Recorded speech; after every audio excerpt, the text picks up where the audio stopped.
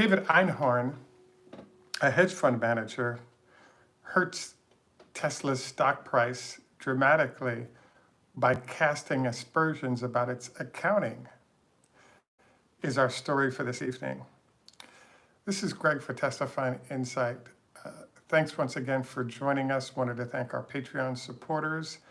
If you enjoy the show, please take time to like and subscribe. So we wanted to do a brief show this evening on the fact that Tesla's stock price was down a little over 100 points today. And there was really no news to support it, given that earnings had sort of come out.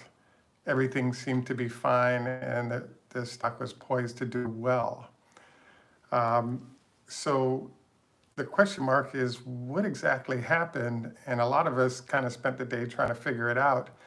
And finally, once I read about the tweet from David Einhorn, I understood what happened.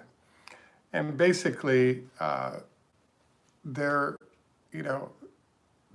an amazing phenomenon that I've noticed, which is called excellent technique.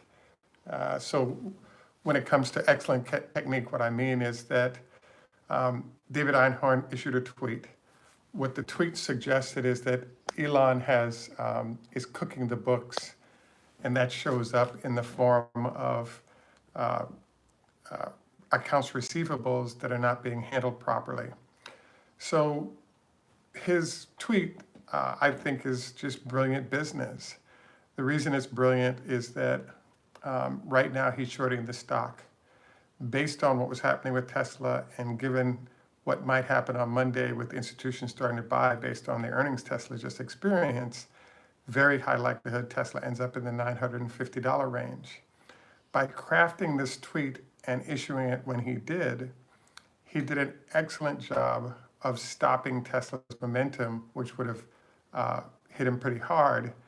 And he saved at least $2 billion in the process, because what actually is required, I think by law, is that if an entity has large amounts of shares in Tesla and their aspersions cast like the one that came up with accounting, the institutions, be it hedge funds or large institutional holders, are required to investigate the allegations to ensure that there's no basis for those grounds before they can move along in their ownership or acquisition of more shares.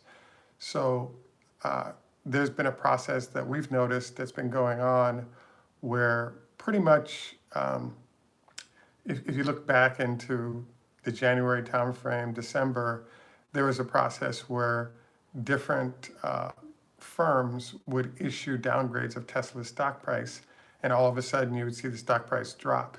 So every 2 weeks ago, a different firm would do a downgrade, suddenly the stock would fall, people would lose money. And I think the marketplace sort of started discounting the fact that these downgrades deliberately were specifically designed to get a movement in the stock price temporarily that could be profited by those that had paid for the downgrade. So in essence, there's research that's being paid for by institutions or by hedge funds. And when you do that research, once the results are done, you have street credibility in terms of the news by issuing your upgrade or downgrade. And what we noticed was it seemed that the hedge funds had paid off some of these analysts to provide downgrades, and then they could actually trade that downgrade knowing that the stock price would go down.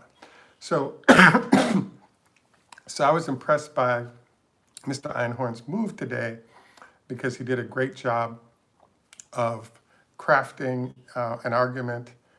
He presented it nicely through a tweet, so he didn't have to pay anybody else to distribute the information he wanted out in the marketplace.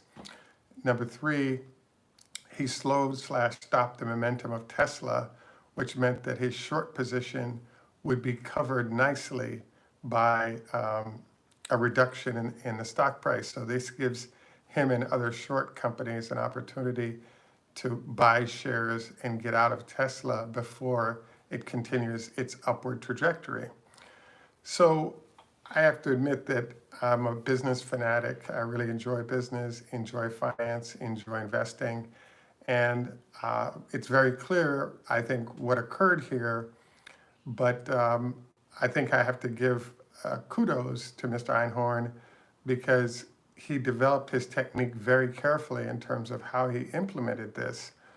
And the process that he's using for doing this puts him in an excellent light, but also puts Tesla in a very bad light. So one of the rules of thumb is that if someone puts out news on your organization that might be negative, if you do not respond, it implies that what was said is actually valid. So by Tesla not having their chief financial officer or the accounting firm that handles their auditing respond to the tweet immediately, the longer it stays out there, the more it has to be investigated, and the more the implications of that, the marketplace starts to think about the fact that this might actually be true. So we've talked about the 3-day rule in the past, and one of the things that has to happen here is that all the entities that are large holders of the companies have to engage accountants and others to review this issue. Once they review it and then render an opinion, you now have, I guess, better information out on the street, but that takes 2 or 3 days. That process actually slows down a short squeeze from happening, because if in fact you had a situation where Tesla was in the high 800s, then you had large institutions start buying in a couple of days, you would actually breach covenants potentially for a number of hedge funds, and therefore the stock price would be squeezed up into the mid 990s, even to $1,000 a share. But by introducing this accounting issue, you all of a sudden dampen the movement of the stock price so that you don't end up with a short squeeze, and all the shorts can get in and out a lot more cheaply, and hence saving billions of dollars of potential losses in the process. So I guess I have to, even though I want Tesla to win and Elon to win, I have to give credit to Mr. Einhorn here because he's done a great job of using very subtle moves with the tools he has available, in this case, Twitter, to actually sort of manhandle Tesla. And it costs Tesla's shareholders and a lot of other folks a lot of money.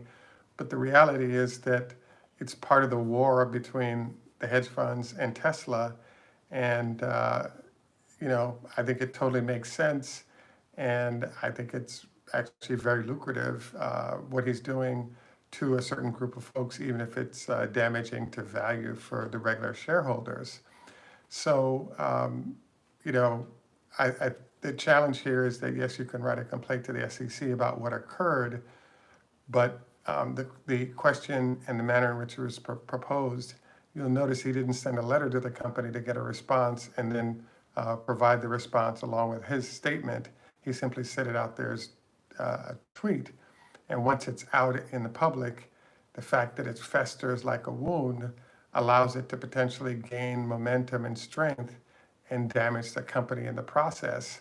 But if you try to call him on it at the SEC, he could have what he would call a certain number of valid reasons for why he said what he did, and he's entitled to a public opinion, especially when you're dealing with a public organization in this fashion.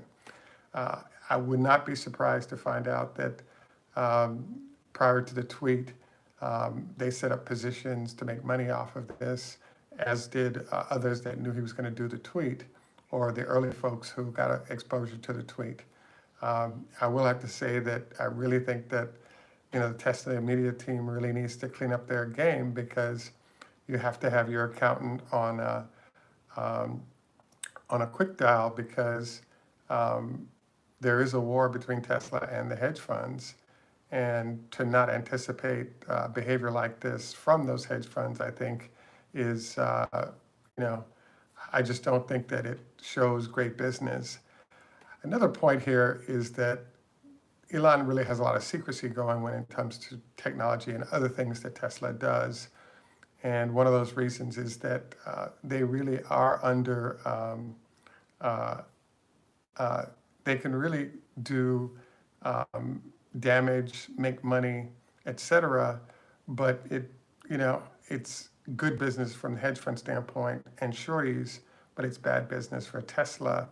But you can't allow them to outflank you in terms of leveraging media access through Twitter to jam the company. And it was also interesting to note when in fact they delivered this was right after some great earnings, a great pop in the stock for a good reason, et cetera. The other thing I'll note beyond the fact that you have hedge funds trying to bring the stock price down through accounting aspersions, you'll notice that the Wall Street Journal and some other publications have made a point of identifying any time there's something that looks bad for Tesla and overhyping it. So as you've noticed on many occasions, we'll do stories periodically. I suggest that if Tesla hasn't told us what's inside of the big building that's being built, we have to assume there's some nefarious activity, perhaps a brothel, something of that ilk that's going on there until it's truly said what's there. And from the company standpoint, the goal is to be secretive so that you don't have competitors coming after whatever process they've built and they're doing. But from the public standpoint, that lack of transparency could imply that there's activity that's inappropriate. So I guess the one thing I can say about Tesla right now is that having the CEO grab a bunch of money and run out the door with it, as might have happened with some other firms, I think of WorldCom, for example, is really not on the table because he's got enough money and he's got enough companies that have a lot of money that running off there or running off with another woman or just some of the things that you hear about that can dramatically affect a company's future, all those things are sort of off the table. So any rate, I'd have to say kudos to Einhorn for pulling the stock price down with a ridiculous accounting element that he brought up. Kudos to, or non-kudos to Tesla, because attacks of this sort are one of the few ways that they have left to slow the company down. So for Tesla to not be ready for attacks of this nature, I think is not great. Is not a great process business because I pay the extra fee to have my accounting firm on speed dial 24 hours a day because I think we're going to get this new type of attack every 6 months or so, particularly as Tesla potentially moves towards $1,000 a share. I think that the attacks will become more frequent, be it downgrades at inappropriate times, or some of the other techniques that have been introduced to slow Tesla's process down.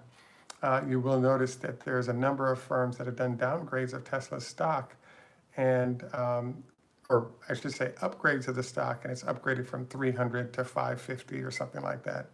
They could have said we're neutral on the stock and we have a price target of 550. Instead, they're calling it an upgrade.